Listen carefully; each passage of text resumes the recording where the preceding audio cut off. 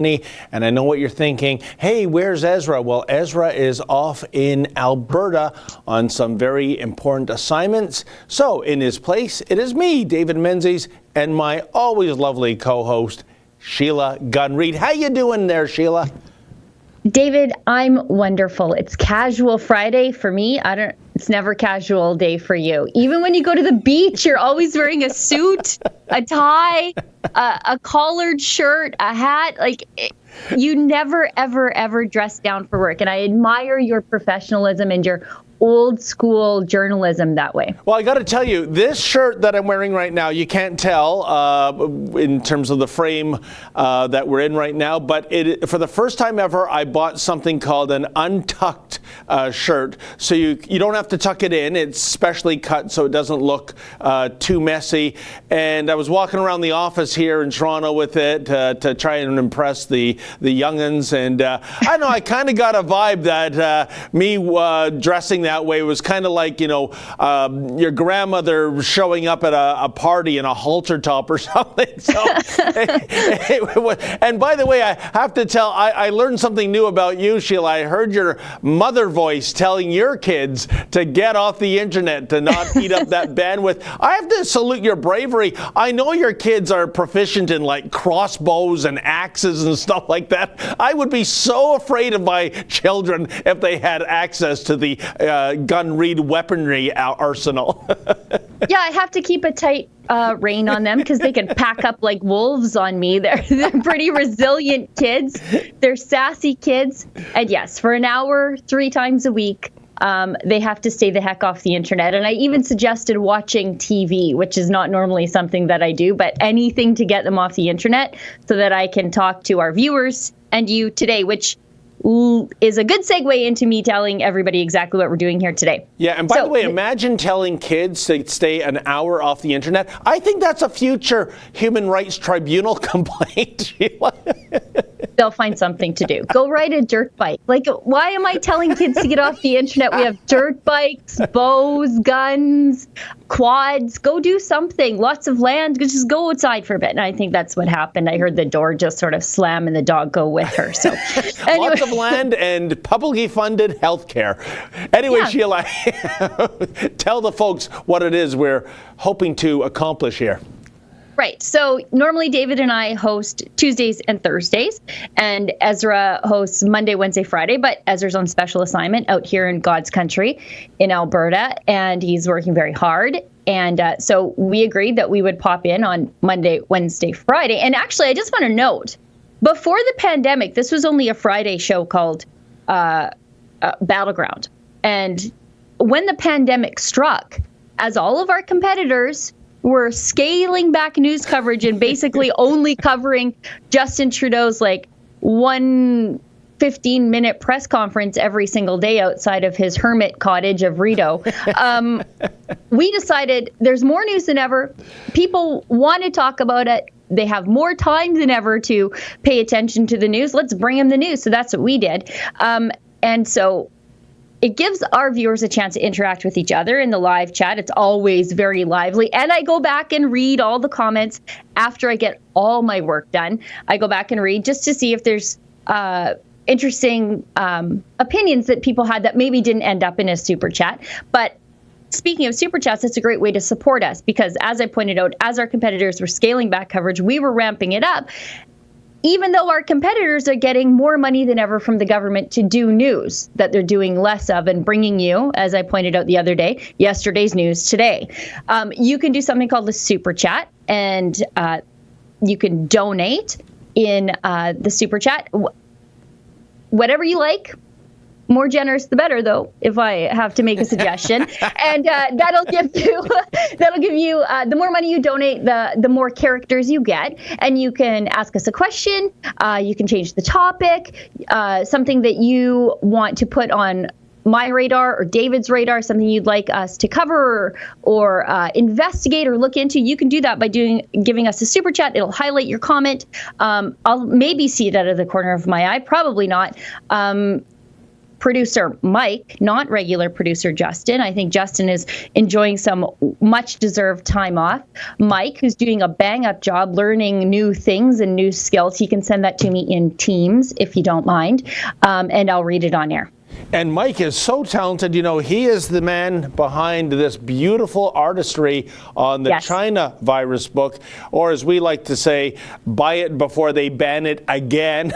And I mean, look at that, just that sinister looking Justin Trudeau and the little virus microbes. And I don't know, it's so striking, the red and the yellow.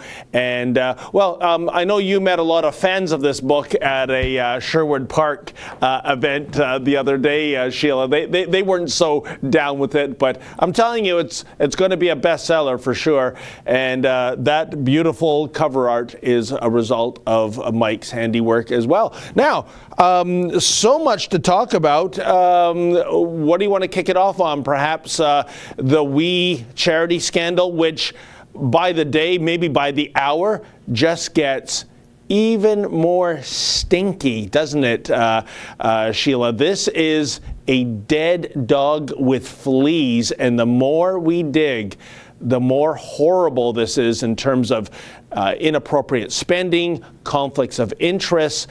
The list goes on. And I believe Kian is launching a campaign, is he not? Yeah, I mean, everywhere we look, as you point out, there's something. Every time I look for contracts within ministries, I find one. And they're usually sole source. And every opportunity, it seems, for we to take advantage of grant money, they're doing that too. And I think it's very interesting that Justin Trudeau attacked all these religious charities, basically eliminating the ability for them to receive summer jobs grants. And then the very next year, once the pandemic presents itself, and after it looks like either a cold front has come into northern Alberta, folks, or Sheila Gunn-Reid is having internet problems because she has completely frozen on screen. And hopefully we can have our trained broadcast professionals bing her. But in the meantime, while we fix this, folks, please check out Kian's WE video.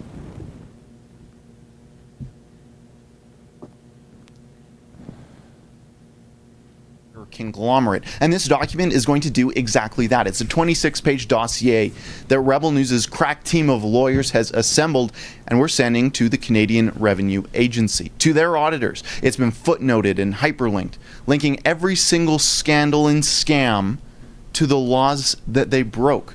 The auditors won't have to lift a finger. They'll be able to go home as heroes, job well done, and they will be able to decertify the WE Charity for all of their breaches. We've done all the work, and I want to walk you through this entire document. Now, if you want to help us out with the cost of this document, go to auditwe.com. There you can read the whole thing, and you can pitch in to help cover the cost of this. This is real work that we're doing. We're not just reporting the news.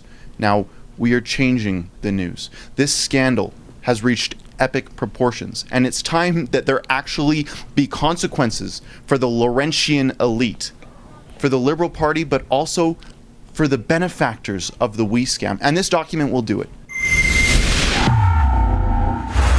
Now, when our lawyers created this dossier, they did it on a backbone of 4 points, starting with the most egregious potential violations of the WE conglomerate, the Kielburger conglomerate. Now, I'll give you some background info on what this first point is. First, I have to identify for you what the difference is between the WE Charity and Me to We. You might already know, but for those of you who don't, the Me to We arm of the Kielburger conglomerate is their for-profit wing.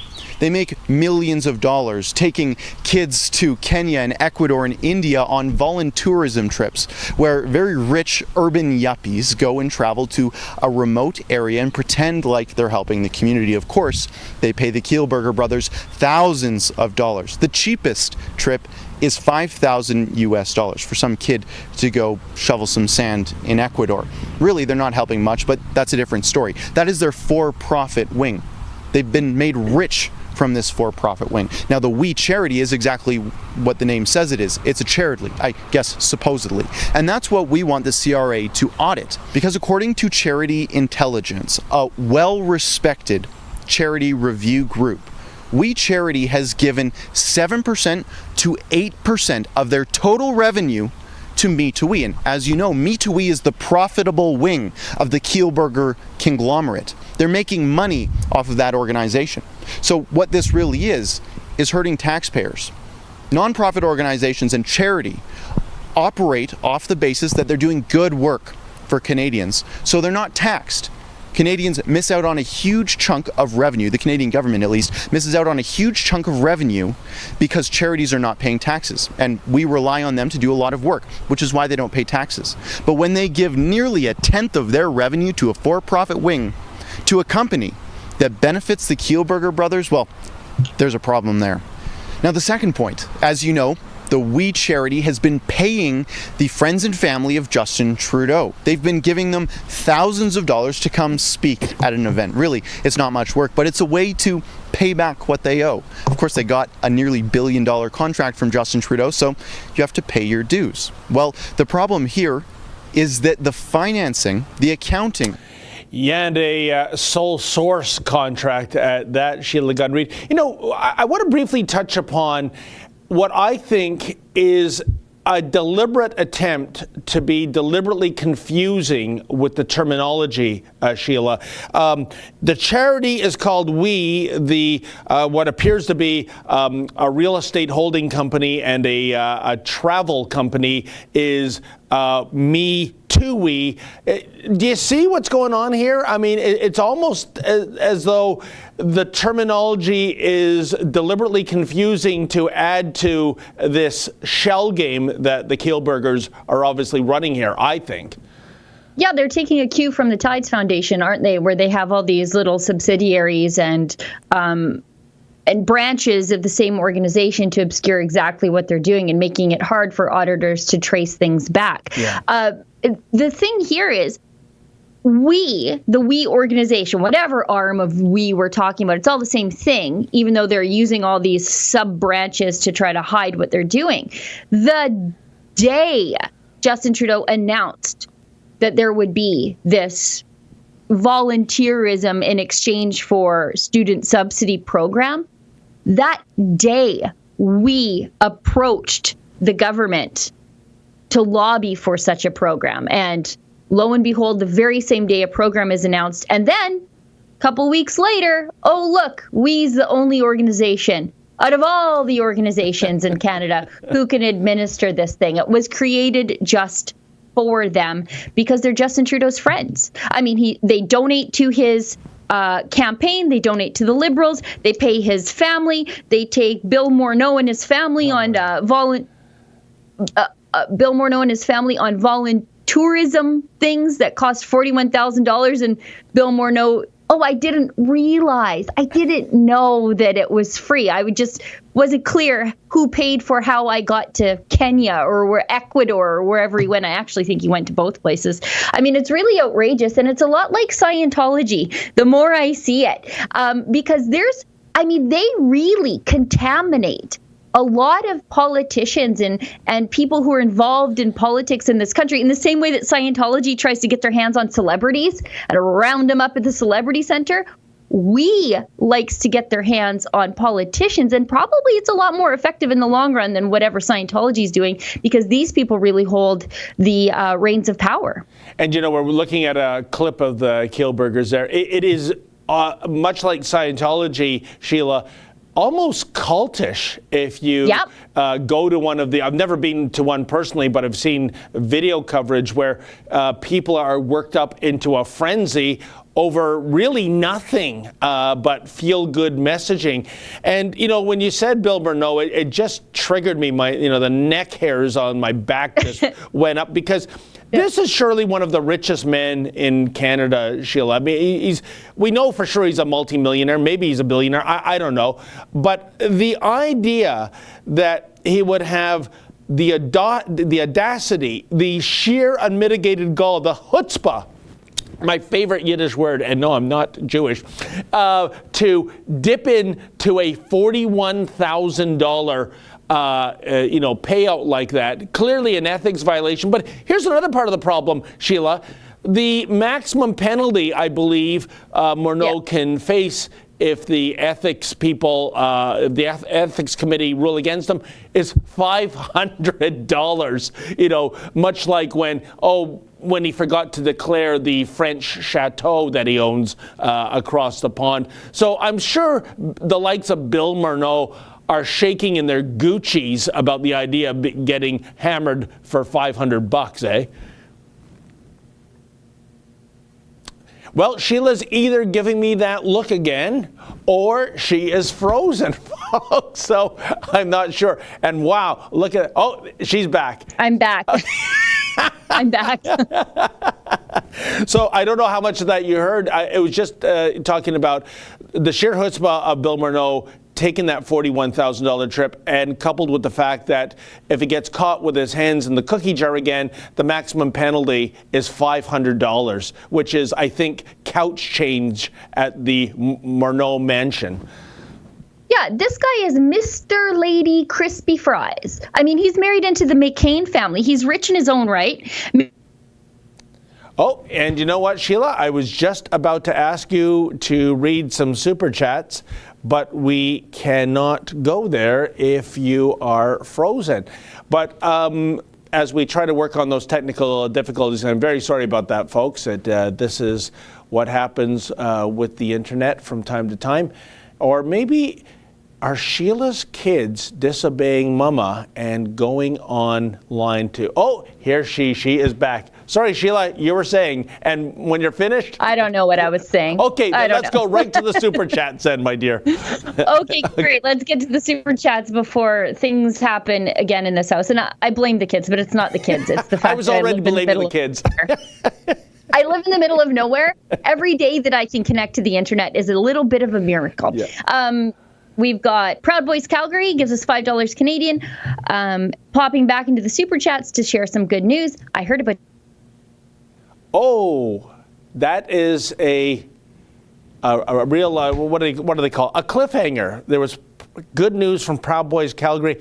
Is it perhaps that Proud Boys Calgary is now a father? I think we were talking about that on a previous show. But actually, that's bad news for us, because I think Proud Boys Calgary suggested that because of fatherhood and another mouth to feed, he has to cut back on his donations to Rebel News. So that's not good news. Sheila, are you back again? I'm back. Sorry, everybody at home. Sorry, David. Sorry, Mike. I know that it is bad enough to try to learn how to do Justin's job without dealing with my third world internet connection. Mike is having a meltdown. He is like throwing pencils in the air. It's like his whole paint by numbers kit is all over the floor right there. Right. Mike is so calm that we have to check for his pulse sometimes, even when we're working him to death. And on that note, Efren, can you check Mike's pulse and see if he's... I got the thumbs up from Efren, and Mike is saying I'm all good. So Sheila, with a very sad look at her face, is looking at us in a frozen state. We are now going to continue the WE discussion, folks, with another WE video. Check it out. Oh my goodness, I'm back.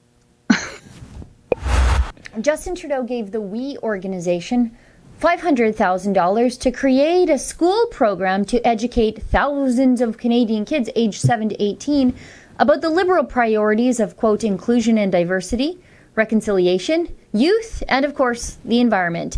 Today, I'll show you that contract. Global News is reporting today that the Trudeau government has announced at least $5.5 million in funding to the Liberal-linked WE Charity since 2015. Just look at this. WE Charity has received millions of taxpayer dollars from the federal government dating back to the Stephen Harper years, but the amount of money that charity secured from Ottawa more than doubled after Prime Minister Justin Trudeau's Liberals were first elected in 2015.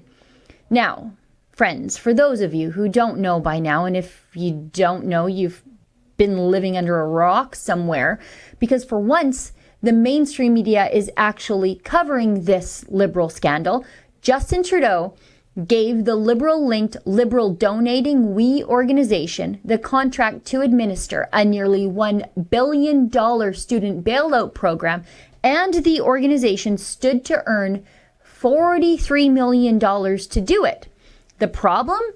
We paid Justin Trudeau's mom and brother hundreds of thousands of dollars to speak at their WE Day events, and Finance Minister Bill Morneau's one daughter was on the payroll of the organization, and the other had her work promoted by the organization. It's classic Liberal cronyism. And it gets even worse. It looks like the student bailout program was created specifically for WE to administer.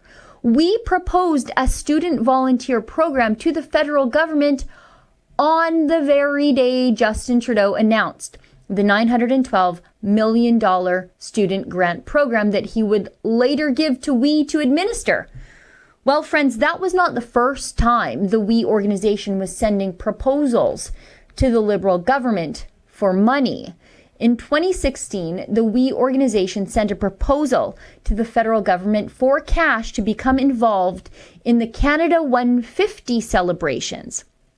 On February 3rd, 2016, WE, also known at the time as Free the Children, sent a funding proposal to the Department of Canadian Heritage. It's right here. Look at this. This is the cover page. Free the Children is deeply humbled by the opportunity to apply to the Canada 150 Fund for support of our WE Schools Canada program. They go into detail exactly what that is, and we'll get to that in a second. But look at this last line here. Please accept this letter as confirmation of Free the Children's authorization to submit an application and be represented by the signatories of the application. Sincerely, Scott Baker, Executive Director, Free the Children. Now, a couple of short months later, WE, as Free the Children at the time, was approved for the grant from the Heritage Ministry's Canada 150 program. And we... Well, you know, it doesn't surprise me that they were wrapped up in the Canada 150 sesquicentennial celebrations, Sheila, who is frozen while she's on her phone, no less. Because, you know, folks, that was, of course, the project where they built that multi-million-dollar temporary hockey rink on Parliament Hill. Just such outrageous expenditures. And here is Sheila again.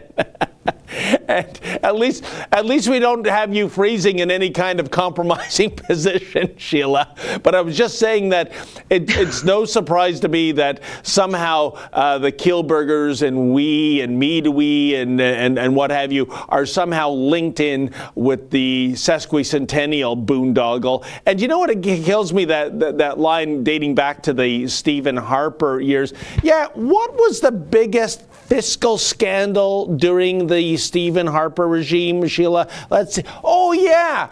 Bev Oda billed taxpayers $16 for a glass of orange juice. So there you have it. It's just unbelievable hypocrisy. And again, when it comes to the mainstream media, that was a front page cause celeb. It resulted in Miss Oda resigning. And yet with here we have, well, not much to see, or there was good intentions behind it at least. And in the big picture, Sheila, this is, I think, one of the worst scandals, and there's been so many, from blackface to SNC Lavalin and Gropegate. But I somehow think this guy, Slippery Justin, he's going to get a pass. He's going to survive this. He's definitely going to survive it. He survived everything else. There we go. I'm sorry, folks, for the technical difficulties. They're beyond our control. Yeah, I'm wondering, I mean, even Superman, and my goodness, I'm not comparing Justin Trudeau to Superman, although Justin Trudeau compares himself to Superman because that is the DC hero he most identifies with. In the Marvel universe, it's the Hulk. So, yeah, no humility here. He only picks the absolute most powerful characters to identify with. But the point I'm getting to is, what is this guy's kryptonite? Here he comes right now. Oh boy, what a knockoff cheapo Superman costume that is. Did you see how small that S was, Sheila? Oh, give me a break. Where did he get that? At Dollarama, for goodness sakes? So, Sheila, I was saying before you froze again that isn't it odd how a front page story for, it seemed like weeks on end, in the Stephen Harper days was about Bev Oda expensing a $16 glass of orange juice, which maybe she shouldn't have done. But here we have a multi-million-dollar scandal rife with conflict of interest and other problems. And I guess I'm not going to get an answer, folks, because much like Lady Menzoid, Sheila Gunn Reid is giving me the silent treatment. Oh, and there's the color bar. That doesn't look promising. Maybe we're reestablishing a connection. In the meantime, I would read read super chats, but I do not have access to that. And one of the other things we were going to talk about, because we have Me to we have We, and out in Edmonton, we now have E, which is, of course, the temporary name for the Edmonton Eskimos football team. And that's how they're going to be known as temporarily. They're going to keep the EE logo on the helmets. And they're simply going to be known as, and I know the creativity is going to blow you away, folks, the Edmonton CFL football team. Unbelievable. And of course, this is just the latest in terms of the social justice warrior mobs going after sports teams and their names, their nicknames, their logos. Their primary target was the Washington Redskins. They slayed that monster a couple of weeks ago. And without much pressure, the Edmonton Eskimos, who I believe Sheila is a fan of, they folded their tent, and yet they had a study commission last year which indicated that this was not a big issue in the Inuit community. Sheila, are you back again? I'm just talking about how we have Me to we have We, and we have in Edmonton E, the Edmonton Eskimos, which we can't call them that anymore. It's just the two E's. And once again, I am shut out by technology.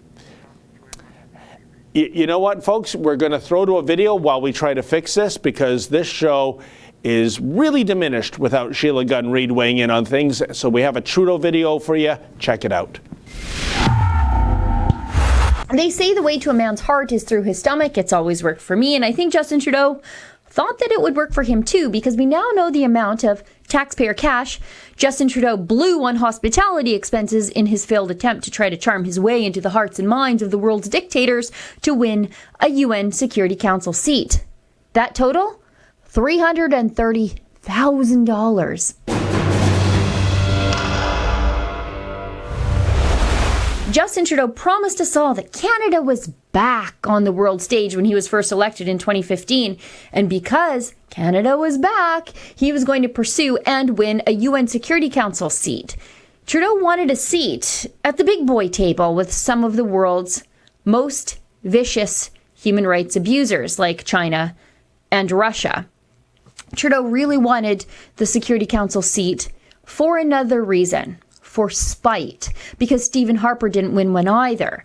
And when Harper lost his Security Council vote, the Liberals said it was an example of the world rejecting Stephen Harper and his policies, messaging the Liberals seemed to want everybody to forget now that they lost their attempt at a UN seat too. But at least Harper made it past the first round of voting, unlike Justin Trudeau, who is out of the running after the very first ballot. And now we're uncovering how much this vanity and spite project of Justin Trudeau is going to cost Canadians. Today's information comes to us by way of an order paper question asked by Conservative MP for Calgary Centre, Greg McLean. McLean asked, with regard to the government's campaign for a United Nations Security Council seat in 2021, how much has been spent on hospitality-related expenses broken down by date, item, or service? And the response from Global Affairs, it's not as detailed as McLean asked, but it shows two things. First, the obvious, the absolute number of tax dollars wasted whining and dining the world's dictators with Canadian tax dollars for Justin Trudeau to pursue his failed spite and vanity project. The second, you can see the increasing desperation in the tax dollars being wasted as they ramp up the spending year over year. Okay, first, let's look at the bulk number. As of May 11, 2020, $329,016 has been spent on hospitality-related expenses for the UN Security Council campaign since 2017. Okay, now let's look how the Liberals became more desperate in their charm offensive campaign spending.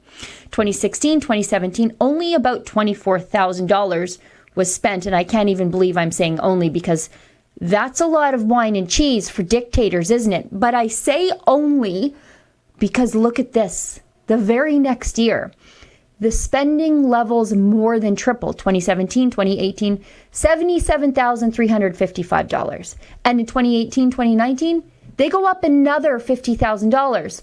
The annual spending on fancy dinners for the world's worst people, $124,112. The next year, this spending goes down a little, but it's still outrageous. 2019, 2020, the Liberals spent $103,444 to romance the crooked, backward human rights abusers in charge of the United Nations. Global Affairs also goes on to explain to us that, hey, you guys, it's no big deal because the other prospective candidates were doing a lot of glad-handing and banquets too with the United Nations to try to win that much coveted seat. Look at this. These expenses reflect standard diplomatic practices and are commensurate with Canada's competitors' efforts. Justin Trudeau, keeping the world's dictators well-fed and rosy-cheeked and getting absolutely nothing but embarrassment in return. For Rebel News, I'm Sheila Gunn-Reid. $330,000 might seem like a lot of money to spend on. Welcome back to the live stream, and as you can see, I'm Sheila Gunn-Reid. Well, Sheila Gunn-Reid has transitioned. Holy Jonathan Yaniv! What's happened? No, actually, we had to make a trade on the fly. We have traded in Sheila Gunn-Reid for Andrew Says here. I know what you're thinking, folks. It's kind of reminiscent of when Calgary sent Brett Hull to the St. Louis Blues for a defenseman who lasted for one season and a backup goalie, but such is the case. Well, you know, it's always lovely being with David Menzies. You know, he really lifts you up. I'm here because I think David's not sure how to read, so I've got a whole list of super chats to get to for everybody. So thanks for putting them in. Proud Boys Calgary, did we say that one already? You know what? But he actually does multiple donations. If you ever tune into the show, Andrew, you might have known that. Hopping back into the super chats to share good news. I finally had my baptism last night. God love you all. Join Proud Boys. CCP must be destroyed, he says. That's his slogan. Aggressive. Julian Borges, $2. Menzies is a stud and Sheila is a fox. Wow. How do you like that? Stud, what? I mean. Dial in with another super chat and tell us what Andrew is. Maybe a bear. Apu Baker, our best friend, $10. TGIF, Gunny, and Menzoid. I'm so proud of the Rebel, but I'm concerned about the number of files that the Rebels takes on Fight the Fines. Two Michaels, we audit. How are you able to do all this? Well, to that I would say the two Michaels in particular, somebody's got to do something about this. Yeah. And I'd hate to say it, well, I not really hate to say it, but if Trump was in charge here, we'd have the Michaels back, I would think. The we audit, somebody's got to hold them to the feet to the fire, I believe is the phrase, Manzi. That is it, the feet to the fire. And I don't understand the origin of that. Maybe it's somebody on a recliner that's too close to the fireplace. But in case this is, I should point out that some of our viewers do say, we're getting into, I guess, donation fatigue. The fact of the matter is, folks, we depend on your generosity. We know this is probably one of the worst times to ask for money given the Wuhan virus economic smackdown of the economy. But this is how we function. And the alternative is the media party taking donations directly out of your paychecks, because that's how they roll. They get grants and bailouts from the Justin Trudeau Liberals. So I just want to say, if you are in a position where you are able to donate, please do. We greatly appreciate it. And once again, unlike the media party, it's completely voluntary with us. Can we still say Wuhan virus, or are we relegating to like Eastern Hemisphere sickness? The disease that dare not speak its name.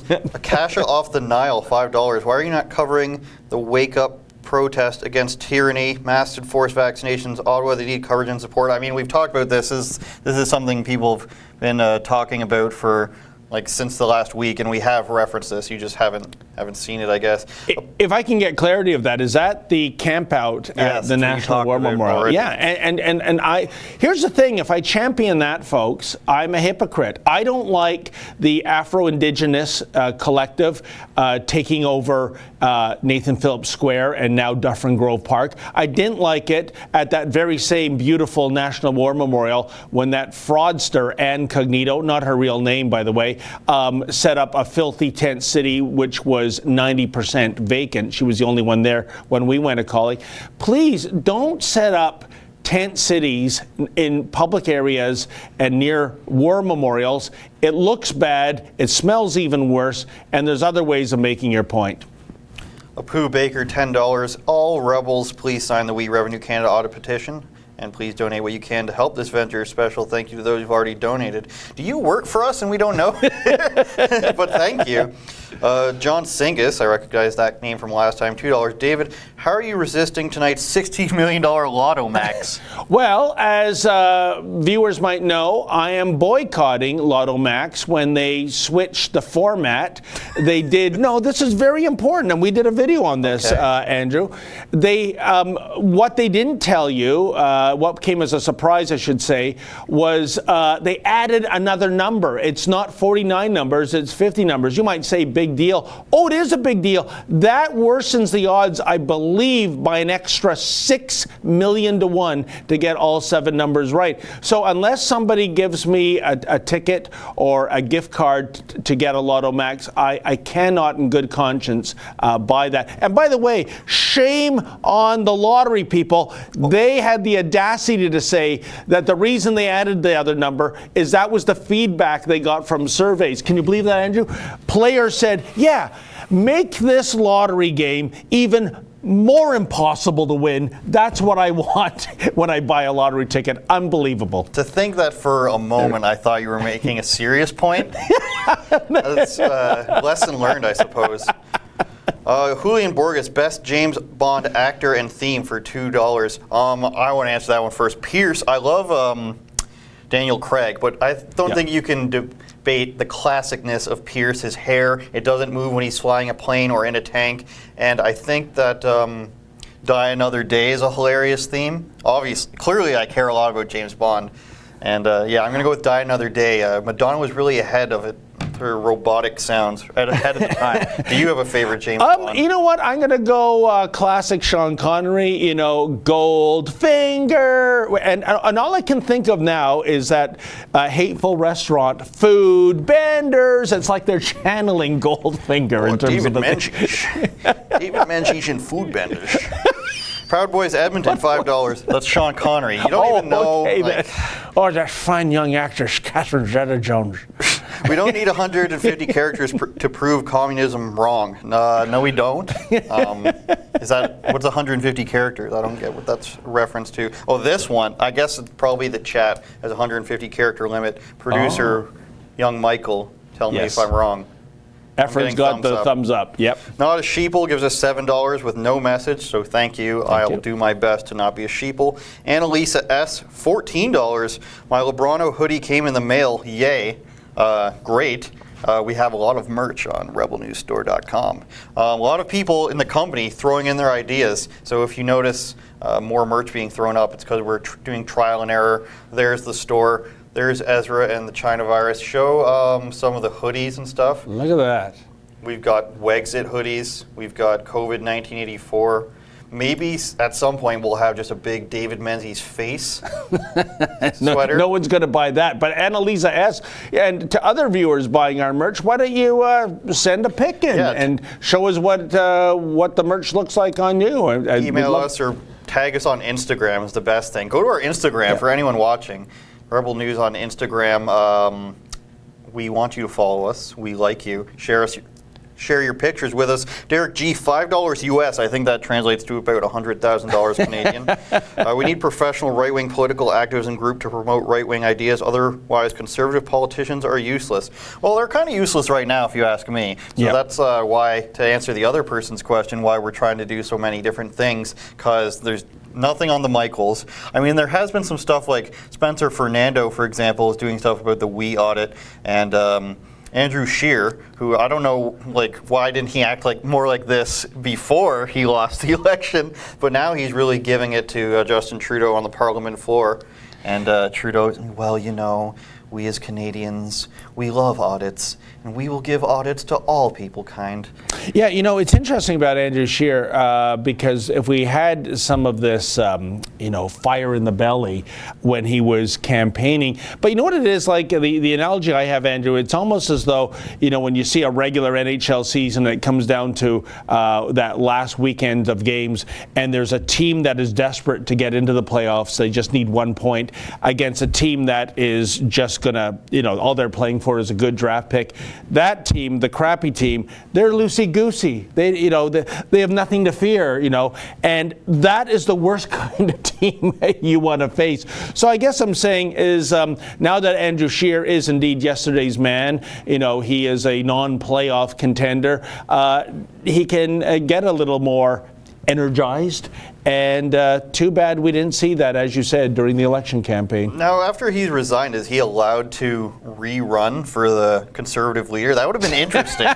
If he's like, I'm going to step down since I lost the election, but I will rerun for Conservative leader. There's Andrew Scheer. Could you imagine? Andrew. Andrew Scheer 2.0. I think we saw that script play out on a smaller version in Ontario with Tim Hudak and Tim Hudak 2.0. That didn't go so well either. Andrew Scheer nodding along. Another Proud Boys Calgary $5 donation. Thank you for your service, Andrew. Got to get you a B&Y Fred Perry. He wants me to wear Proud Boys stuff. Oh. Listen, I will not wear anything for anyone. You can't force me. You're kind of almost there with that top, aren't you? I mean, I guess. Yeah. I think David's trying to get me to take my shirt off is what he's really trying to say there. Who wants Andrew to take his shirt off? Unless you're $100 super chat, and I'll consider it. Me C also gives us $1.80. And that's it for the super chats. I think we're finally caught up. We are finally caught up, and one of the things I was talking about just before we went to the super chats was the Edmonton Eskimos capitulating to the mob culture, and another one was her name escapes me. But she had a column in the Globe and Mail, female CEO out in British Columbia. And Andrew, what she said is that she's no longer the CEO, she's the LEO. She is dropping the word chief.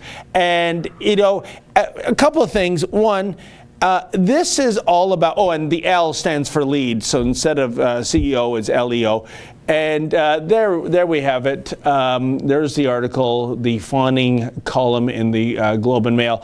The funny thing is, Andrew, to me, this is just more appalling virtue signaling from somebody of the woke left going, look at me, look at me, look at me, look what I've done in terms of Native solidarity. And secondly, really, since you're now an LEO, a Leo, as opposed to a CEO, how, Andrew, does that affect somebody's life on the reserve in any iota? Well, it makes her feel better, David, and that's the point here. Chief couldn't possibly have any other meaning as opposed to a native leader. The Northern Inuit tribe football team of Edmonton is where we're going. Speaking of that, the Washington Redskins changed their name to the Washington Football Club. Now, there are soccer teams that have like football club, but I don't know if that's in relation to racial stigma, but with the Washington Redskins, they're just waiting for this to all blow over. Because if they come out with a new name right now, it seems like somebody's just going to have a problem with it no matter what it is. Oh, I think Redskins is dead, and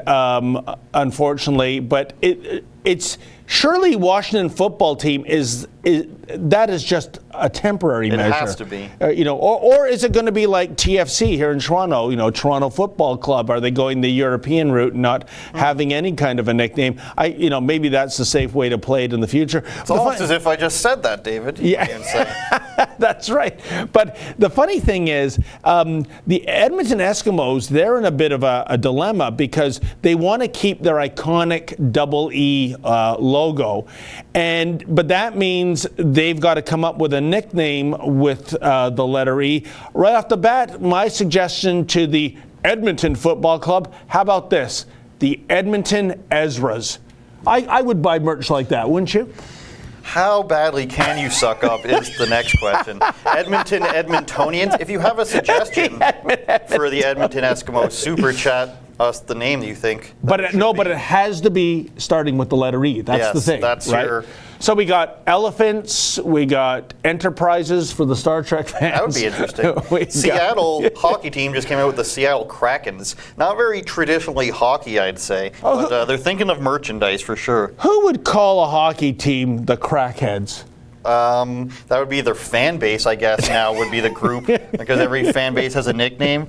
Seattle Communists probably would have been more apropos, as they say. Well, I think with all these sanctuary cities, how about the Seattle Sweat Hogs? Sweat Hogs? Yeah. I believe there's already something to do with hogs, an AHL team, Ice Hogs, something like that. So you're not far off, David. Well, I only follow Major League. What a class act you are. I recently did a video that I think is going up today about the Red Bull firing their woke executives. What's that about, Andrew? You guys want to pull that up? We also had an article about that. So Red Bull fired 2 of their executives for being too woke, which is a stark contrast to what we're used to. They were trying to push for more diversity quotas. It sounded like they wanted race-based hiring. They didn't really say that for sure, but they said that representation matters. They sent a whole letter to their executive, and he said, we support the marches. He said, we support the uprising. His words was an uprising. He said peaceful, to his credit, but he was fired anyways. That is interesting because this seems to be the kind of rhetoric that gets you a promotion. We talked about a couple of days ago, Andrew, your great commentary on Kyle Dubas, the Toronto Maple Leafs general manager, who was apologizing essentially for the team being too white. I can't say it without laughing.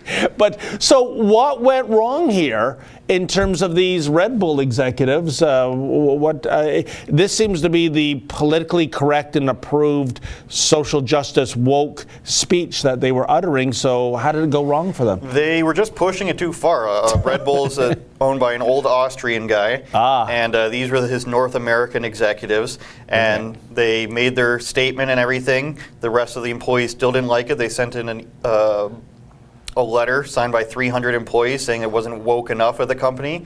The executive replied saying, no, you guys are totally right. We're diminishing black voices, et cetera, et cetera.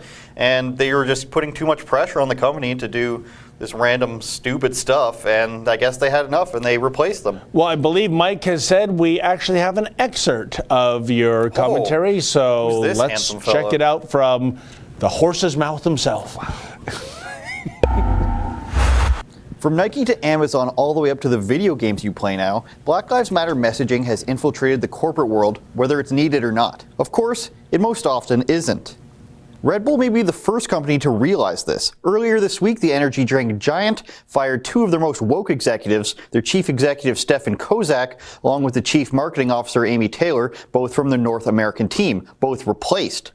According to the other employees, these, quote, culture teams were the most vocal about racial justice matters. According to the Wall Street Journal, Taylor was met with opposition when she began advocating for Red Bull to be more overt in its support of social justice in the last month, according to people familiar with the matter. This came after more than 300 employees signed a letter expressing concern about the company's response to Black Lives Matter, asking for internal action and criticizing the company's, quote, public silence. The letter, titled Representation Matters at Red Bull, among many ridiculous things, said the following. Quote, as we say nothing, we are abandoning the communities we claim to support and foster in their times of greatest need. Absence during a time that demands action reveals purported support as nothing more than exploitation, end quote. What does that mean? Well, of course it means what it always means. Support my politics, make statements, and give money to organizations that I like. With a title like Representation Matters, you'd have to assume that means race-based hiring practices as well. In his reply to the letter, the aforementioned Kozak, the chief executive, of course agreed, supporting their communist takeover, saying, regarding the current uprising, I share these views and I applaud those who peacefully and courageously have made their voices heard. Another internal memo from the head of communications offered more condolences, but that, of course, was not enough. The company took it a step further, saying that Red Bull will enforce black representation in everything we do and direct resources to the efforts of existing and new partners focused on equality in cities across the United States. Oh, there we go. If you shut up, we will give you money to your preferred political organizations. Funny enough, a graffiti artist and b-boy named Joel Martinez, who participated in Red Bull's BC1 breakdancing competition, provided a statement to Business Insider stating that he was upset about a hashtag Blackout Tuesday post that Red Bull shared on June 2nd. Oh, you know, the day where celebrities and corporations posted a black square to eliminate racial inequality, aka to win brownie points with the woke brigade. Martinez asked, why didn't Red Bull use the phrase Black Lives Matter? I'm not making this up. He is upset about the square.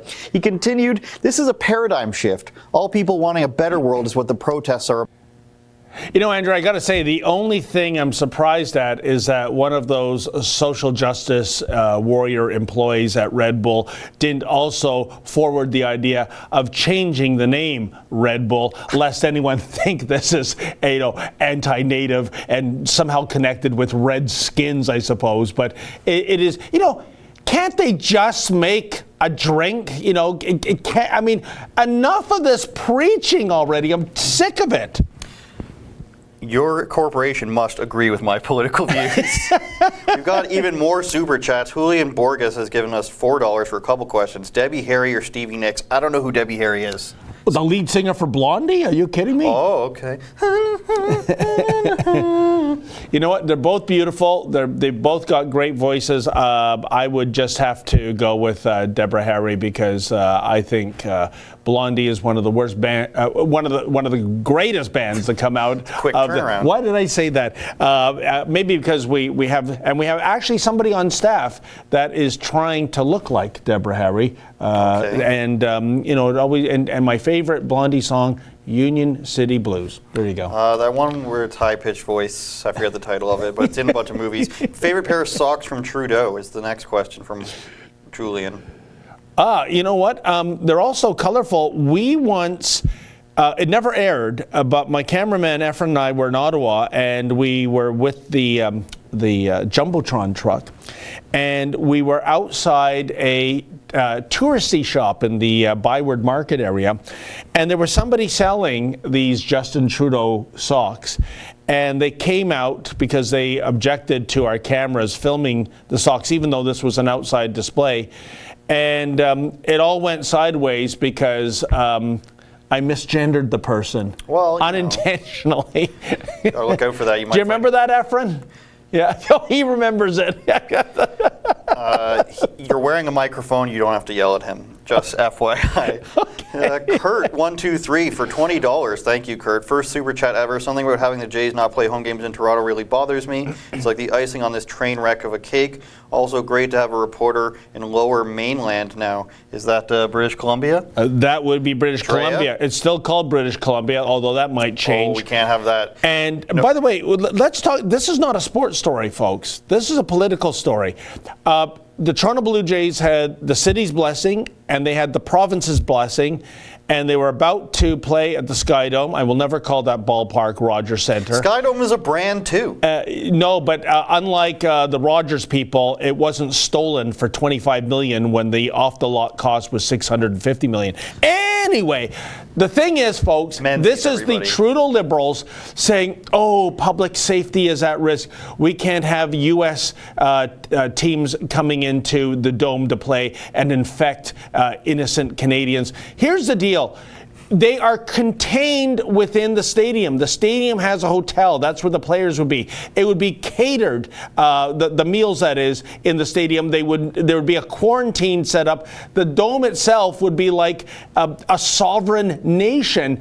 And there was no health reason to do this. This is about the Trudeau Liberals virtue signaling, and just like the Jays getting kicked out of the Pittsburgh ballpark, that's the local Pittsburgh politicians also virtue signaling.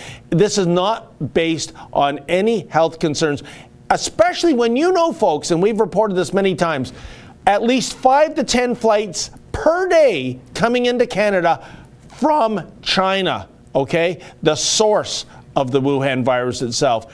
This is all political grandstanding and has no scientific basis. If the UFC and soccer teams can do it, then there's no excuse. UFC's flying people in from all around the world. Exactly. They're testing them all multiple times, like you said, keeping them in their own hotel rooms. Food is brought to them, and these people still have to exercise. Like they don't need like the equipment that baseball players do. So they don't even have to go out. Like they're all in the same area trying to get in any workouts that they can, 100%. and they're still able to. Like there's been like one fighter tested positive over the last 3 months. And also, that's a key thing too, Andrew, tested positive.